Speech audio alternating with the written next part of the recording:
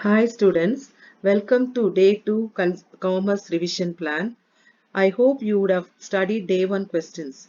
If you hadn't watched day 1 video, please watch that. I have given the link in the description below.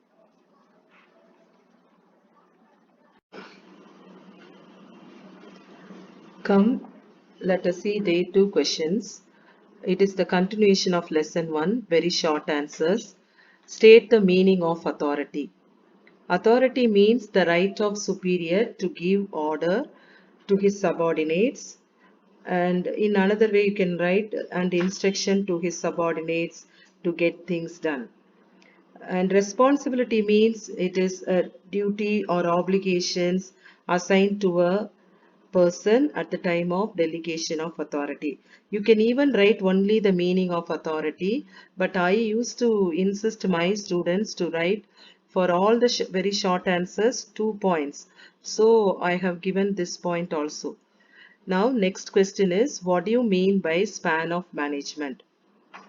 Here also the meaning I have given and one more point also I have added. The span of management refers to the number of subordinates who can be managed efficiently by a superior. See, it is the size of management. Span here refers to the size, the number of subordinates which a person, a superior, can efficiently manage is called span of management. In your textbook, in that paragraph, another meaning is also given. That, but I have not taken that one, but I will read that also for you. The manager having the group of subordinates who report him directly is called as the span of management. Here the span of management can be uh, wide and narrow span of management. Okay, the next one is it is from second lesson. First question, write a short note about planning. This comes under the main functions of management. So this is the primary function of management. Planning refers to deciding in advance. Planning should take place before doing. I have taken 3 points in this. And next is uh, short answers. From lesson 1, what are the principles of Taylor? The principles of scientific management by Taylor are, you have to list out all those 5 principles. Science, not rule of thumb. Harmony, not discard. Mental revolution, cooperation, not individualism. Development of each and every person to his or her greatest efficiency and prosperity. Now, next one is, this is also from lesson 1. What determines the span of management? Uh, Here, the span, first you we 3 marks question, no, this one. So I insist my students to write 3 points. So the first one I have given the meaning of span of management, which you have studied in very short answers. That is, span of management refers to the number of subordinates who can be managed efficiently by a superior. The span of management has two implications. Implications here refers to connections or association. That is, two connections that it influences the complexities of the individual manager's job. Influences here I take the meaning of guidance. Okay, it guides the span of management. It guides the superior to resolve and understand the problems of his subordinates, to solve the problems of his subordinate, complexities of the individual manager's job. And the next thing is, the span of management determine the shape or configuration is the structure of the organization. That only we learned that there is a wide and narrow span of management. Okay, and then next is very short answers. Lesson number 2, list out the main functions of management. This is from second lesson. Second lesson we have functions of management alone, and then there are two types of functions, main functions. Here they have asked only to list out the main functions. So you have to list out all the 7 functions. Okay, planning, organizing, staffing, directing, motivation, controlling, coordination. Okay, now the long answers, it is from the lesson 1. Describe the principles of scientific management. I always say that first you list out the points which is in this question. There are 5 side headings are there. So first thing is you list out that, and then one by one you have to explain.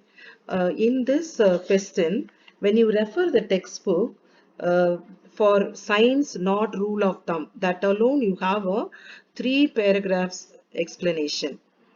Some points I have listed out here, and you can even go through the textbook before you learn this question, and whichever points you are easy with, that you won't forget, you are comfortable to write without forgetting, then you can choose those points. But I have chosen some points. You can also go through the textbook, and you can also select whichever points you feel it is easy for you to learn and remember. Okay, see here, science not rule of thumb. Rule of thumb means decision taken by manager as per their personal judgments. Here, Taylor says the manager should not take decision by his own personal judgments. He has to think scientifically. He must uh, uh, think through a scientific analysis of a work. Okay, so that is given there. So the second point I have taken as, according to Taylor, even a small production activity like loading iron sheets into boxcars can be scientifically planned. Okay, so that this will help in saving time as well as human energy. So that is there. And then this principle is concerned with selecting the best way of performing a job through the application of scientific analysis and not by intuition. Okay, that is trial and error method. It is not like that. Okay, he has to select the best way of performing a job by applying the scientific analysis. Okay, so here and some more points are also given in this paragraph. So if you are comfortable and easy with those points, that also you can write. Each heading, 2 to 3 points you can write. But here I have given 4 points, but it is your wish. You can even go through the textbook, and you can even take some other points also. And harmony, not discard. Harmony, here Taylor emphasized that there should be a complete harmony, unity between the workers and the management. Since if there is any conflict, if any misunderstandings between these two, workers and management, it will not be beneficial either for the workers or the management. Both the management and the workers should realize the importance of each other, and management should always be ready to share the gains, profits of the company with the workers. And the workers also, they should provide their full cooperation and hard work for achieving the organizational goals. There are some more points given in the textbook. You can refer, and you can write any 2 or 3 points under each heading. Next is mental revolution. This mental revolution involves a change in the attitude of workers and management towards each other. Both should realize the importance of each other and should work with full cooperation. For this, the workers should put their best efforts so that the company make profit. On the other hand, company should also share part of profits with the workers. So thus, mental revolution requires a complete change in the outlook of both management and the workers. Uh, here I have given 4 points. You can write any 2 or 3 points here. And then cooperation and not individualism. This is also, this principle is also same like the previous one, harmony and harmony, not discord. It lays stress on mutual cooperation between the workers and the management. Worker should be considered as part of the management and should be allowed to take part in decision making process of the management. So whenever they take decision, they should allow the workers should take part in that. And then management should always welcome the decision of the suggestions, the ideas given by the workers. And if it is beneficial for the organization, they have to reward them. So, and workers should also resist. They should not resist from going on strike or making unnecessary demands from management. And next is development of each and every person to his or her greatest efficiency and prosperity. Here, efficiency of any organization depends on the skills and capabilities of its employees to a great extent. So, it depends on the capability, skills of the employees. So that is why it is very important for providing training to the workers. Okay, that is very important.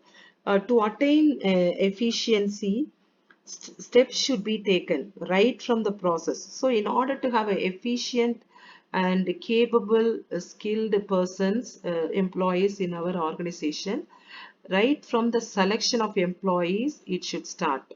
Okay, and then employees should be scientifically, they have to be scientifically selected, and the work which we are assigning to each employee should suit or fit his or her physical, mental and intellectual capabilities. Accordingly we have to give. So efficient employees produce more to earn more. So this ultimately help to attain efficiency. See, if the worker is producing more, we have to reward them. So this will motivate them to be very efficient. And prosperity. One side, if the production increases, the income also will increase. So efficiency and prosperity for both organization and the employees will increase. Next is second question is explain the principles of modern management. It is given, there are 14 principles given by Henry Fayol. So first you list out all the 14 principles. Division of work, authority and responsibility, discipline, unity of command, unity of direction, subordination of individual interest to mutual interest, remuneration, the degree of centralization, line of authority or scalar chain, order, equity, stability of tenure of personnel, initiative, spirit, the corps, team spirit. Out of this, any five, whichever you find it easy, whatever principle you find it easy, that you can write. Here also I have given some extra points also from the textbook only I took. So you can write 2 or 3 points. First one I have taken division of work. According to this principle, the whole work is divided into small tasks. The work should be divided into a small task, smaller task, and the specialization of the workforce according to the skills of a person. According to the skills of a person, it has to be allocated, and creating a specific personnel and professional development within the labor force so that they will increase the productivity, and it leads to specialization which increases the efficiency of labor. You can even write 2 points. According to this principle, the whole work is divided into small tasks. It leads to specialization, which increases the efficiency of labor. Okay, next, the second one. This already you learned in very short answers, so that point you can take. This is the issue of commands. If authority is given uh, to perform certain duties, okay, so the issue of command, authority, followed by responsibility for their consequences. Here, authority means the right of a superior to give order or instruction to his subordinates to get the works done, whereas responsibility means it is an obligation or duties to be performed. Next is I have taken discipline. It is obedience, proper conduct. They have to proper conduct in relation to others, and they have to give respect to the authority. So this all will help when the organization follows this principle of discipline. It will help the organization to function smoothly. So in order to have a smooth functioning of all organization, they should have the discipline. And next is unity of command. This principle states that each subordinate should receive orders and be accountable to one and only superior. Every subordinate should receive order from only one superior only. Otherwise, if an employee receives orders from more than one superior, it will create confusion and conflict, misunderstanding. Then the organization function cannot be run smoothly. And remuneration, I have taken remuneration. So workers must be paid efficiently, as this is the chief motivation of employees and therefore greatly influence. This is the chief motivation. Students, here I think one spelling mistake is there. Kindly correct it. This is the chief, it is the prime motivation of the employees, and it greatly influence the productivity. If you pay the employees well, that will motivate them to produce more, work more. The quantum, the methods, the pay scale of remuneration payable to the employees should be fair, reasonable, and rewarding of efforts. It should be a reasonable one. Okay, thank you, students.